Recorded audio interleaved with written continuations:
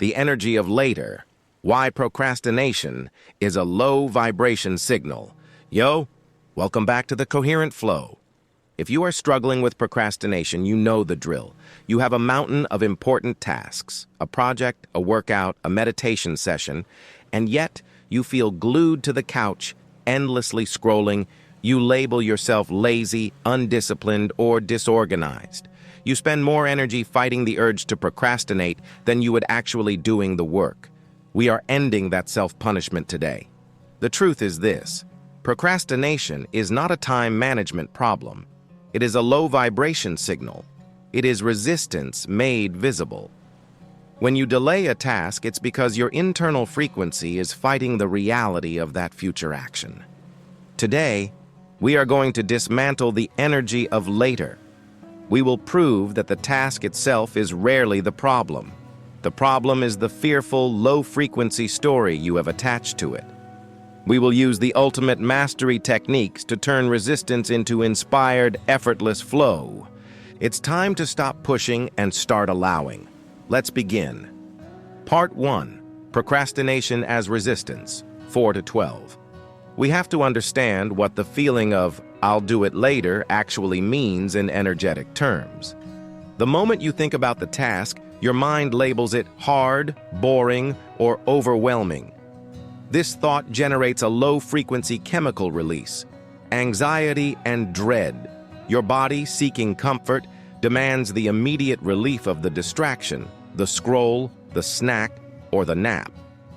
Your body is running a chemical program that says avoidance equals immediate, low-effort safety, which is why you become chemically addicted to the relief of avoiding the task.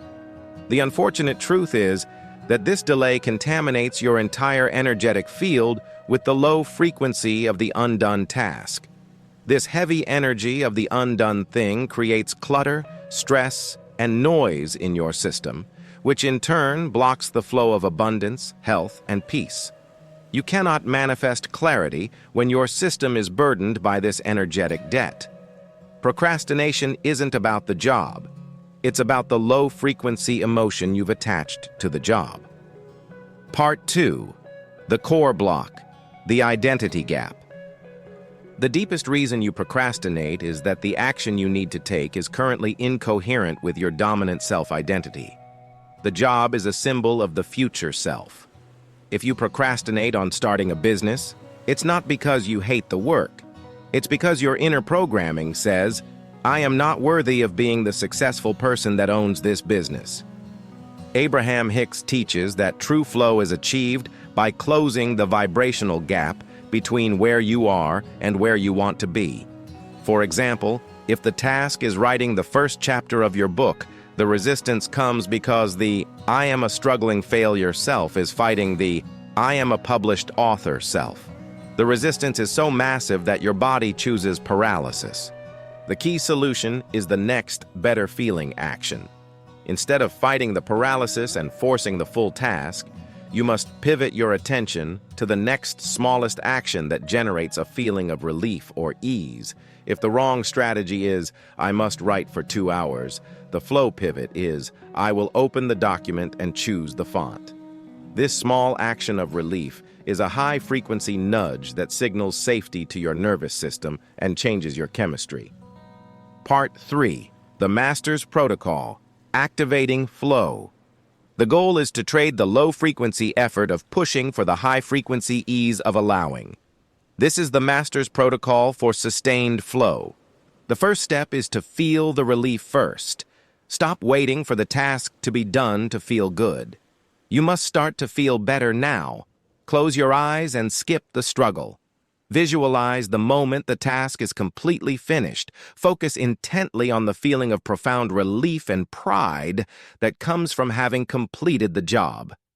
This intense, positive feeling generates the chemistry of success and signals to your body that the pain is already over. Next, you must execute radical acceptance of where you are at the moment. When you look at an overwhelming task, consciously acknowledge the intense resistance you feel.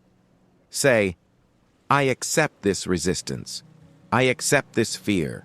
I will not fight this feeling."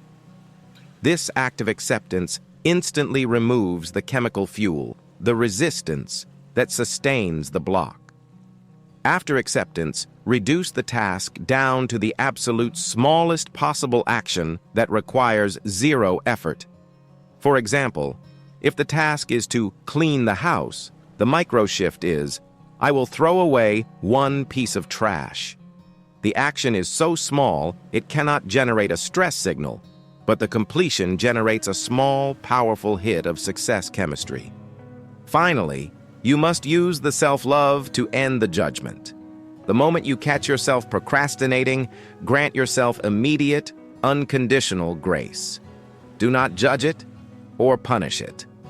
Simply acknowledge the old program is running, forgive yourself for running it, and gently pivot back to the feeling of relief. Remember, self-judgment is the low-frequency fuel for the addiction.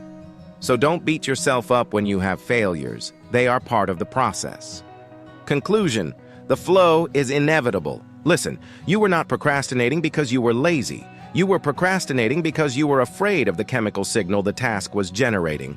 The secret is to stop fighting the urge and start transmuting the energy of the task itself. You must feel the relief now to break the chemical avoidance loop. You must use radical acceptance to dissolve the resistance. And you must grant yourself grace to terminate the addiction to shame. Commit to the signal. Command your flow. The effortless law means the flow is inevitable when you stop demanding the struggle. Thank you for tuning in to the Coherent Flow. If this message unburdened you, hit the subscribe button and let me know in the comments.